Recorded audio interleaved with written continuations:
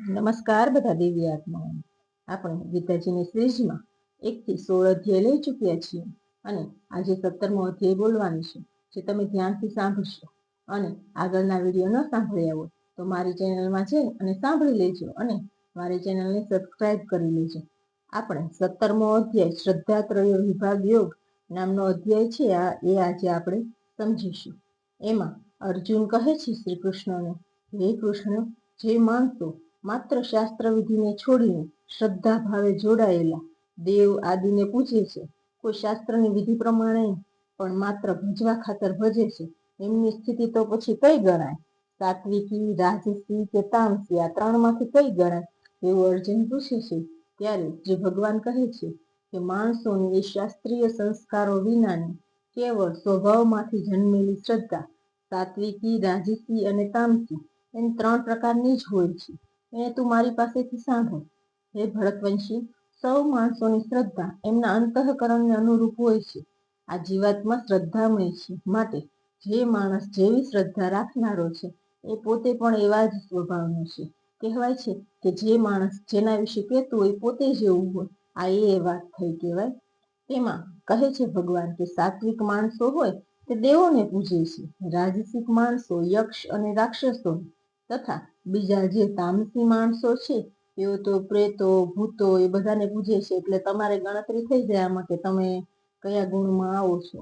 બીજા જે માણસો શાસ્ત્ર વિધિ વિનાનું માત્ર મનમાન્યું ઘોર તપ આચરે છે તથા દંભ અને અહંકારથી ભરેલા તેમજ કામના, આસક્તિ અને બળના અભિમાનથી પણ ભરેલા છે તથા જેઓ શરીર રૂપે રહેલા ભૂત સમુદાયને અને અંતઃકરણમાં રહેલા મુજ પરમાત્માને પણ કૃશ કરનારા છે, એ અજ્ઞાનીઓને તું આસુરી સ્વભાવના જ જાણજે.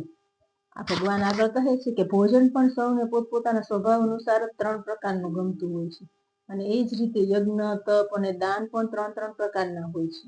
એમના આ જુદા જુદા ભેદને તું મારી પાસેથી સાંભળ.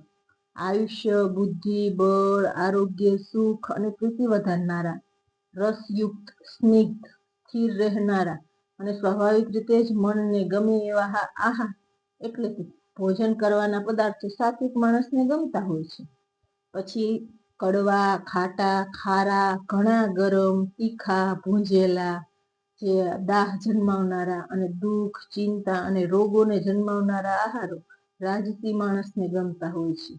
જે ભોજન અડધું પાકેલું અને અડધું કાચું, સુકાઈ ગયેલા રસનું, સ્વભાવિક દુર્ગંધી, વાસી અને એઠું છે તથા જે અપવિત્ર પણ છે, એ ભોજન તામસી માણસને બહુ પ્રિય હોય છે.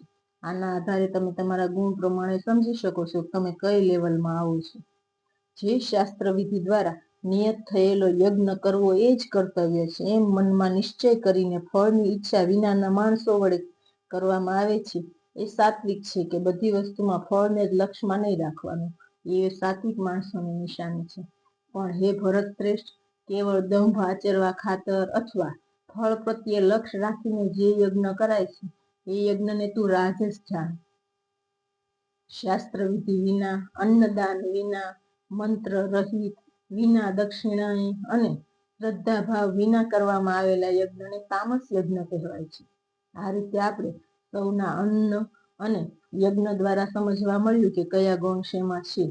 દેવો, બ્રાહ્મણો, ગુરુજનો અને જ્ઞાનીજનોનું પૂજન, પવિત્રતા, સરળપણું, બ્રહ્મચર્ય અને અહિંસા આ શરીરનું તપ કહેવાય છે.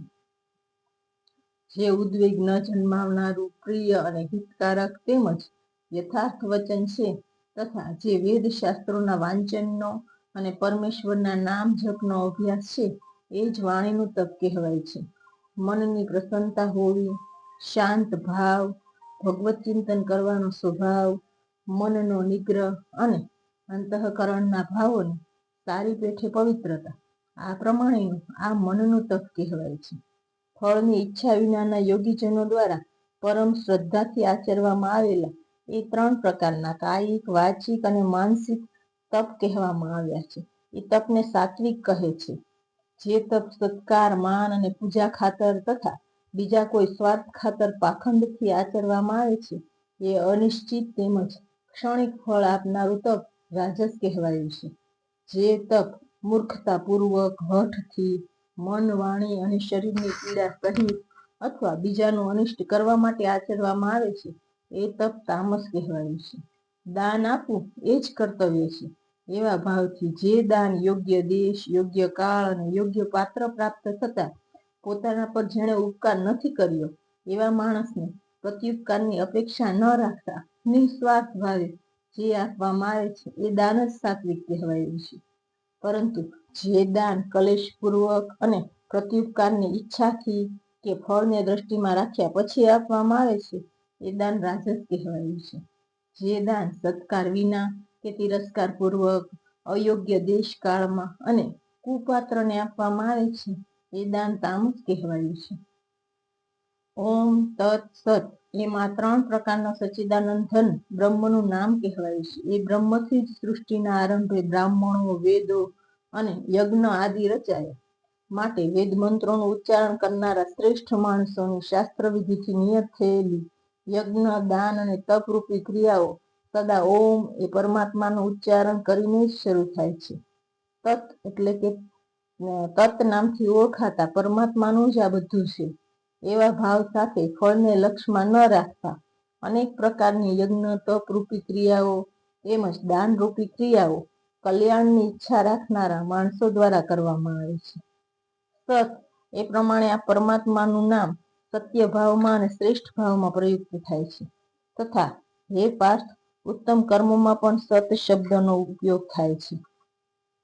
તથા યજ્ઞ, તપ અને દાનમાં જે શ્રદ્ધા અને આસ્તિક બુદ્ધિ છે એ પણ સત કહેવાય છે. અને એ પરમાત્માને કાજે કરેલું કર્મ તો નિશ્ચિતપણે સત જ કહેવાય છે.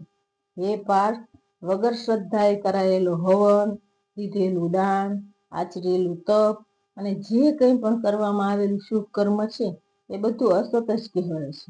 માટે એ ન તો આ લોકમાં લાભદાયક છે કે ન તો મર્યા પછી માત્ર દેખાડા માટે જ છે. એટલે આ અધ્યાયમાં આપણને ઘણું બધું સમજવા મળ્યું. જો તમને ગમ્યું હોય તો મારી ચેનલને સબસ્ક્રાઈબ કરી લેજો. ધન્યવાદ.